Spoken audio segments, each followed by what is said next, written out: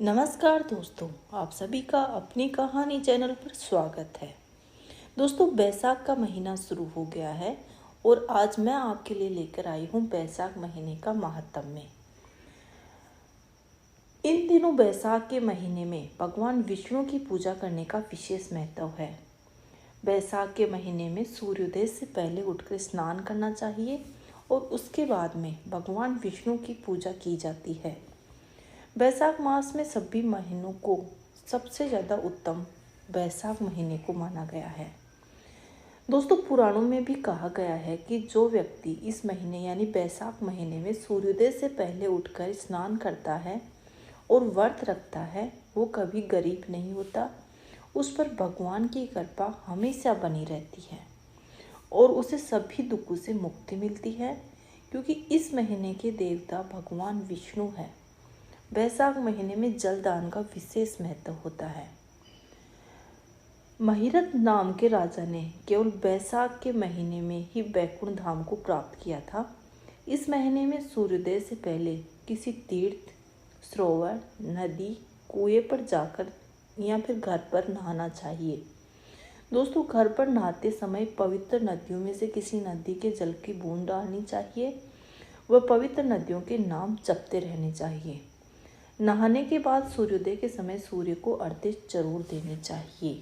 नारायणम नमस्कृत्यं नरं चैव नरोत्तमं देवी सरस्वती व्यासं ततो जय मुदीरयते। भगवान नारायण, नर श्रेष्ठ नर, देवी सरस्वती तथा महर्षि वेदव्यास को नमस्कार करके भगवान की विजय कथा से परिपूर्ण इतिहास, पुराण आदि का पाठ किया जाना चाहिए। सूत जी कहते हैं कि राजा अम्बरीश ने परमेष्टि ब्रह्मा के पुत्र देवर्षि नारद से पुणे में बैसाख मास का महात्म्य इस प्रकार पूछा कि ब्राह्मण, मैंने आपसे सभी महीनों का महात्म्य सुना है। उस समय आपने कहा था कि सब महीनों में बैसाख महीना सबसे श्रेष्ठ है, इसलिए यह बताने की कृपा करें कि बैसाख मास भगवान विष्णु को क्यों प्रिय है और उस समय कौन कौन से धर्म भगवान विष्णु के लिए प्रीतिकारक है। नारद जी ने कहा, बैसाख मास को ब्रह्मा जी ने सभी मासों में से सबसे उत्तम सिद्ध किया है। वह माता की भांति सभी जीवों को सदा अभिष्ट वस्तु प्रदान करने वाला मास है। धर्म, यज्ञ, क्रिया और तपस्या का सार है। संपूर्ण देवताओं द्वारा पूजित है। जैसे विद्याओं में वेद विद्या, मंत्रों में प्रणव, वृक्षों में कल्प वृक्ष, धेनुओं में कामधेनु, देवताओं में विष्णु और वर्णों में ब्राह्मण, प्रिय वस्तुओं में प्राण, नदियों में गंगा जी, तेजों में सूर्य, अस्त्र शस्त्रों में चक्कर, धातुओं में श्रवण, वैष्णव में शिव तथा रत्नों में कौस्तुभमणि है। उसी प्रकार धमक साधन भूत महीनों में बैसाख मास सबसे उत्तम है। संसार में इसके समान भगवान विष्णु को प्रसन्न करने वाला कोई दूसरा मास नहीं है। जो बैसाख मास में सूर्योदय से पहले स्नान करता है, उससे भगवान विष्णु निरंतर प्रीति करते हैं। पाप तभी ग्रसते हैं जब तक जीव बैसाख मास में प्रातःकाल जल में स्नान नहीं करता। राजन, बैसाख मास के महीने में सब तीर्थ देवता आदि बाहर के जल भी सदैव स्थित रहते हैं। भगवान विष्णु की आज्ञा से मनुष्यों का कल्याण करने के लिए वे सूर्योदय से लेकर 6 दंड के भीतर तक वहां मौजूद रहते हैं। बैसाख के समान कोई मास नहीं है, सतयुग के समान कोई युग नहीं है, वेद के समान कोई शास्त्र नहीं है और गंगा जी के समान कोई तीर्थ नहीं है। जल के समान कोई दान नहीं है, खेती के समान कोई धन नहीं है और जीवन से बढ़कर कोई लाभ नहीं है। उपवास के समान कोई तप नहीं है, दान से बढ़कर कोई सुख नहीं है। दया के समान कोई धर्म नहीं है, धर्म के समान कोई मित्र नहीं है। सत्य के समान कोई यश नहीं है, आरोग्य के समान कोई उन्नति नहीं है। भगवान विष्णु से बढ़कर कोई रक्षक नहीं और बैसाख मास के समान संसार में कोई पवित्र महीना नहीं है, ऐसा विद्वान पुरुषों का मत है। बैसाख मास सबसे श्रेष्ठ है और शेष शाही है। भगवान विष्णु को सदा प्रिय है। सब दानों में से जो पुण्य होता है उसे सभी तीर्थों का फल होता है।